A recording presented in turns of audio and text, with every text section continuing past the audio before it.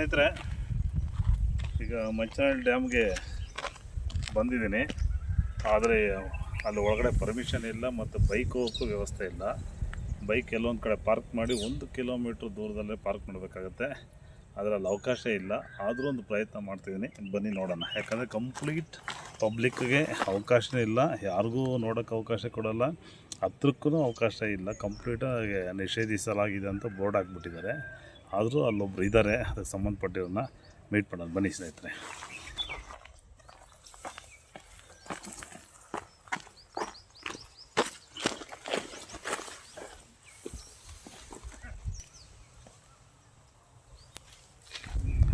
ಸ್ನೇಹಿತರೆ ನಮಸ್ತೆ. ಇದು ಮಂಚನಹಳ್ಳಿ ಡ್ಯಾಮ್. ಬಹುಶಃ ತುಂಬ ಜನಕ್ಕೆ ಇದ್ರ ಬಗ್ಗೆ ಸಂಪೂರ್ಣದ ಮಾಹಿತಿ ಗೊತ್ತಿಲ್ಲ. ನಮ್ಮ ಕರ್ನಾಟಕದ ಹೆಮ್ಮೆಯ ಒಂದು ಡ್ಯಾಮ್ ಅಂತಲೇ ಹೇಳ್ಬೋದು. ಇದೇನಂತ ದೊಡ್ಡ ಮಟ್ಟದ ಡ್ಯಾಮ್ ಅಂತಲ್ಲ, ಸಹಜವಾಗಿ ಒಂದು ತಾಲ್ಲೂಕು ಅಂದರೆ ಮಾಗಡಿ ಕ್ಷೇತ್ರಕ್ಕೆ ಬೇಕಾಗಿರ್ತಕ್ಕಂಥ ನೀರಿನ ವ್ಯವಸ್ಥೆ, ಅಂದರೆ ನೀರಾವರಿಗೆ ಮತ್ತು ಕೃಷಿ ಭೂಮಿಗೆ ಬೇಕಾಗಿರ್ತಕ್ಕಂಥ, ಮತ್ತು ಮಾಗಡಿಯ ಸುತ್ತಮುತ್ತ ಹಳ್ಳಿಯ ಜನತೆಗೆ ಮತ್ತು ಆ ತಾಲ್ಲೂಕಿಗೆ ಬೇಕಾಗಿರ್ತಕ್ಕಂಥ ನೀರಿನ ಅವಶ್ಯಕತೆ ಎಷ್ಟು ಬೇಕಾಗಿದೆಯೋ ಅಷ್ಟನ್ನು ಸಂಗ್ರಹಿಸುವಂತಹ ಒಂದು ಚಿಕ್ಕದಾದ ಪುಟ್ಟದಾದ ಒಂದು ಡ್ಯಾಮ್ ಅಂತಲೇ ಹೇಳ್ಬೋದು.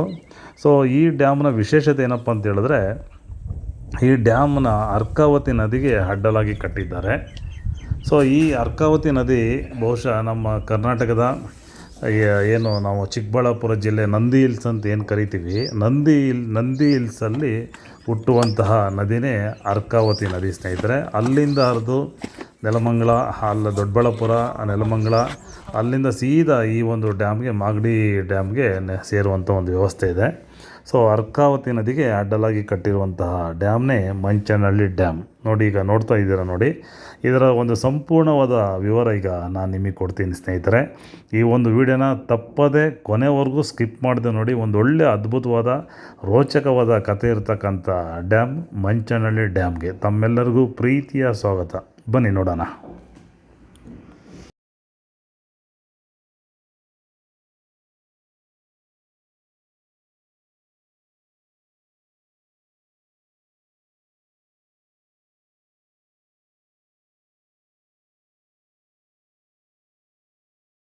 ಸ್ನೇಹಿತರೆ, ಈ ಜಲಾಶಯ ಸುಮಾರು 365 ಎಕರೆಗೆ ನೀರಿನ ಪ್ರದೇಶ ಒದಗಿಸಲಾಗುತ್ತದೆ ಅಂತ ಹೇಳಿದ್ರೆ, ಬಹುಶಃ 365 ಎಕರೆಗೆ ಬೇಕಾಗಿರ್ತಕ್ಕಂಥ ನೀರನ್ನು ಈ ಡ್ಯಾಮಲ್ಲಿ ಸಂಗ್ರಹಿಸಲಾಗುತ್ತದೆ. ನೋಡಿ ತೋರಿಸ್ತೀನಿ, ಎಲ್ಲಿಂದ ಎಲ್ಲಿವರೆಗೂ ನೋಡಿದ್ರೂ ನೀರಿರ್ತಕ್ಕಂಥ ಒಂದು ಪ್ರದೇಶ. ಸುಮಾರು ಈ ಒಂದು ಡ್ಯಾಮ್ ನಿರ್ಮಾಣ ಮಾಡುವ ಒಂದು ಸಂದರ್ಭದಲ್ಲಿ ಸುಮಾರು 6 ಹಳ್ಳಿಗಳು ಸ್ಥಳಾಂತರವಾಗಿದೆ ಅಂತ ಮಾಹಿತಿ ಇದೆ ಸ್ನೇಹಿತರೆ. ಕಾರಣ ಏನಪ್ಪ ಅಂತ ಹೇಳಿದ್ರೆ, ಈ ಡ್ಯಾಮಿಲ್ಲಿ ನಿರ್ಮಾಣ ಮಾಡಿದ್ರೆ ಸುತ್ತಮುತ್ತ ಇರ್ತಕ್ಕಂಥ ಹಳ್ಳಿಗಳಿಗೆ ತೊಂದರೆ ಆಗುತ್ತೆ ಮತ್ತು ಅಲ್ಲಿನ ಜೀವನಕ್ಕೆ ತೊಂದರೆ ಆಗುತ್ತೆ ಅಂತ ಹೇಳ್ಬಿಟ್ಟು ಅಂದಿನ ಸರ್ಕಾರ ಆ 6 ಹಳ್ಳಿಗಳ ಜನರನ್ನು ಬೇರೆ ಒಂದು ಸ್ಥಳಕ್ಕೆ ವರ್ಗಾಯಿಸಿ ಅಲ್ಲಿಗೆ ಅವ್ರಿಗೆ ವಾಸಿಸುವಂಥ ಒಂದು ವ್ಯವಸ್ಥೆಗೆ ಏನು ಬೇಕೋ ಅದೆಲ್ಲ ಸಂಪೂರ್ಣವಾಗಿ ಅಂದಿನ ಸರ್ಕಾರನೇ ಅದನ್ನು ನಿಭಾಯಿಸಿದೆ ಅಂತ ಹೇಳ್ಬಿಟ್ಟು ಇರ್ತಕ್ಕಂಥ ಮಾಹಿತಿ.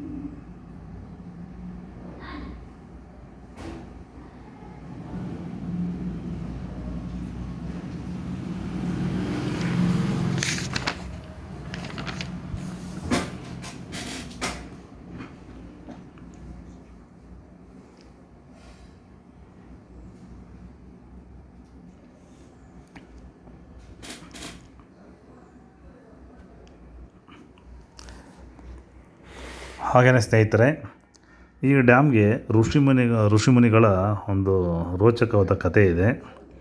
ಈ ಅಣೆಕಟ್ಟಿನ ಸಂಗ್ರಹವಾದ ನೀರು ಮಹರ್ಷಿ ದುರ್ವಾಸನ ಬೆವರು ಎಂದು ಕರೆಯಲಾಗುತ್ತದೆ ಸ್ನೇಹಿತರೆ. ಬಹುಶಃ ಎಲ್ಲರಿಗೂ ಒಂದು ಕುತೂಹಲ ಇದ್ದೇ ಇದೆ, ಏನು ಬೆವರು ಅಂದರೆ. ಸೊ ದಕ್ಷಿಣ ಭಾರತಕ್ಕೆ ಮಹರ್ಷಿ ದುರ್ವಾಸನನು ಭೇಟಿ ಕೊಟ್ಟಿರುತ್ತಾನೆ. ಜ್ಞಾನಕ್ಕಾಗಿ ತುಂಬ ಸುತ್ತಮುತ್ತ ಪ್ರದೇಶಗಳ ಅಲೆದು ಸುಮಾರು ದಿನಗಳ ಕಾಲ ಅಲ್ಲಿ ತಪಸ್ಸಿಗೆ ಕೂತಿರುವಂತಹ ಒಂದು ಇತಿಹಾಸ ಇದೆ ಸ್ನೇಹಿತರೆ. ಇಲ್ಲಿ ತುಂಬ ಬೆಟ್ಟ ಗುಡ್ಡಗಳಿದ್ದ ಕಾರಣ ಬರಿಗಾಲಿನಲ್ಲಿ ನಡೆದಾಡುವಂತಹ ಒಂದು ಸಂದರ್ಭ ಇರುತ್ತೆ. ಆ ಸಮಯದಲ್ಲಿ ಅವರ ಕಾಲಿಗೆ ಗಾಯ ಆಗಿರುತ್ತೆ. ಯಾಕಂದರೆ ತುಂಬ ಬೆಟ್ಟ ಗುಡ್ಡಗಳಿರುತ್ತೆ, ಕಲ್ಲು ಮುಳ್ಳುಗಳಿರ್ತವೆ. ಆ ಒಂದು ಬರಿಗಾಲಿನಲ್ಲಿ ನಡೆಯುವಂಥ ಸಂದರ್ಭದಲ್ಲಿ ಅವರ ಕಾಲಿಗೆ ಗಾಯ ಆಗುತ್ತೆ ಸ್ನೇಹಿತರೆ.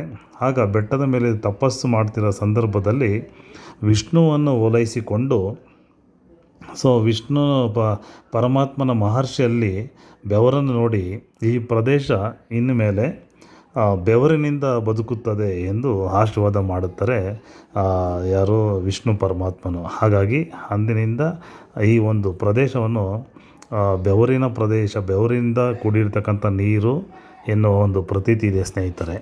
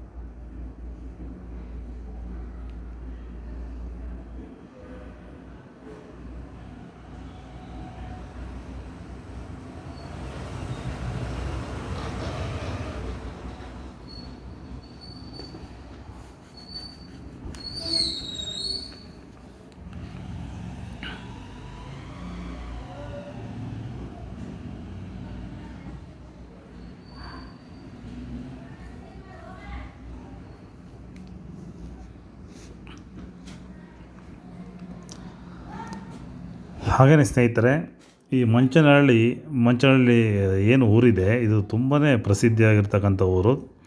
ನಮ್ಮ ಕರ್ನಾಟಕದ ಹೆಮ್ಮೆಯ ಬಂಡಾಯ ಸಾಹಿತಿಗಳಾಗಿರ್ತಕ್ಕಂಥ ಶ್ರೀಯುತ ದಿವಂಗತ ಸಿದ್ಧಲಿಂಗಯ್ಯ ಅವರ ಹುಟ್ಟೂರು ಎಂಬ ಇತಿಹಾಸದಲ್ಲಿ ದಾಖಲಾಗಿದೆ. ಮಾಗಡಿ ತಾಲೂಕಿನ ಮಂಚನಹಳ್ಳಿ ಅವರ ಜನ್ಮಸ್ಥಳ.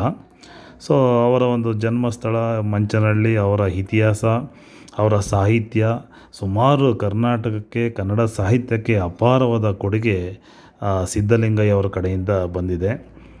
ಹಾಗಾಗಿ ಮಂಚನಹಳ್ಳಿ ಡ್ಯಾಮು ಇವತ್ತು ಒಳ್ಳೆಯ ಅದ್ಭುತವಾದ ಸಾಹಿತ್ಯ ಹುಟ್ಟೂರು ಎಂಬ ಖ್ಯಾತಿ ಸಹ ಇದೆ ಸ್ನೇಹಿತರೆ.